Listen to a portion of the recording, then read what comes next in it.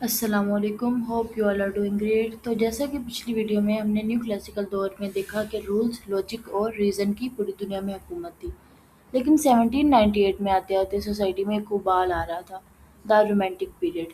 یہ اچانک پیدا نہیں ہوا، یہ دراصل ایک بہت بڑا ریئیکشن یعنی ایک بغاوت تھا ان اسٹرکٹ رولز اور اس وقت کی سخت سوسائٹی کے خلاف۔ اس ایرا کو صرف رائٹرز نہیں بلکہ اس وقت کی تاریخی اور سیاسی تبدیلیوں نے بنایا تھا۔ یہاں پہ رومانٹک کا مطلب ہے قدرت سے محبت یعنی نیچر سے محبت اور انسانی فیلنگز اور آزادی۔ پھر یہ کہ وائی ڈڈ رومانٹسزم ہیپن، یہ ہوا کیوں تھا، یہ ایرا کیوں آیا تھا۔ اس پیریڈ کو سمجھنے کے لیے آپ کو یہ سمجھنا ہوگا کہ لوگ اتنے جذباتی کیوں ہو گئے تھے۔ اس کی دو بڑی وجہ ہیں۔ سب سے پہلا فرینچ ریولیوشن جو 1789 میں سٹارٹ ہوئی۔ فرانس میں عام لوگوں نے امیر اور ظالم بادشاہوں کے خلاف بغاوت کر دی تھی۔ ان کا نعرہ تھا لائبرٹی، ایکوالٹی یعنی آزادی اور برابری۔ اس ریولیوشن نے پورے یورپ اور خاص طور پر انگلش رائٹرز کو بہت انسپائر کیا۔ لوگوں کو لگا کہ اب ایک نئی آزاد اور بہتر دنیا بنے گی۔ رومانٹک لٹریچر اسی آزادی کی آواز تھی۔ Second is industrial revolution. England میں نئی نئی مشینیں بن رہی تھیں، فیکٹریز لگ رہی تھیں اور گاؤں سے لوگ شہروں میں آ کر مزدوری کر رہے تھے۔ شہر دھوئیں، گندگی اور غریبی سے بھر گئے تھے۔ انسان اور نیچر کا جو کنیکشن تھا وہ ٹوٹ رہا تھا۔ اس دھوئیں اور فیکٹریز کے شور سے تھک کر جو رومانٹک رائٹرز تھے انہوں نے کہا کہ واپس نیچر کی طرف آؤ۔ انہوں نے نیچر کی طرف آنے کا میسج دیا ہمیں اپنی پوئٹری کے تھرو۔ اس کی کریکٹرسٹکس کے بارے میں پڑھتے ہیں کہ اس کا مقصد کیا ہے۔ Emotion over reason. Neo classical era میں دماغ سب کچھ تھا، لیکن جو رومانٹک ایرا ہے اس میں لوگوں نے کہا کہ آئی فیل دیر فور آئی ایم۔ جذبات، خیالات اور دل کی بات سننا زیادہ ضروری ہے۔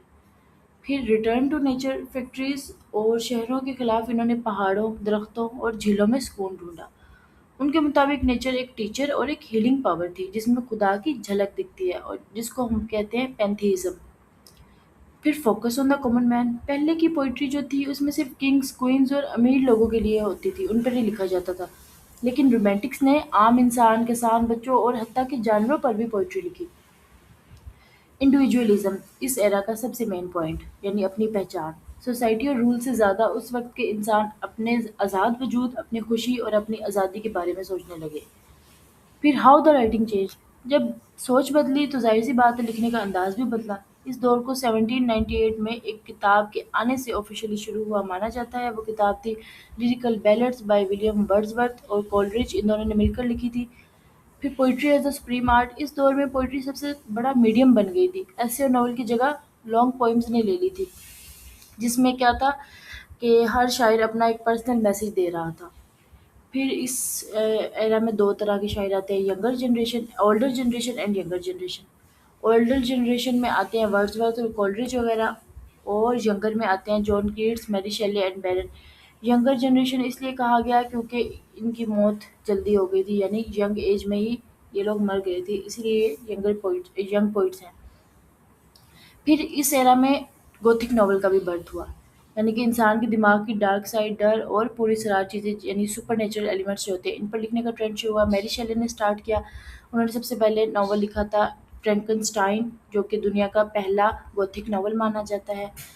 اور یہ اس کی وجہ یہ تھی کہ سائنس اور مشین کے ذریعے خدا بننے کی کوشش کریں گے تو تباہی ہوگی، یعنی انڈسٹریل ریولیوشن پر یہ ایک سیٹائر تھا۔ تو یہ تھا رومانٹک پیریڈ جو صرف شاعری پر نہیں بلکہ ایک نسل کا دور تھا۔ نیکسٹ ہم پڑھیں گے وکٹورین پیریڈ۔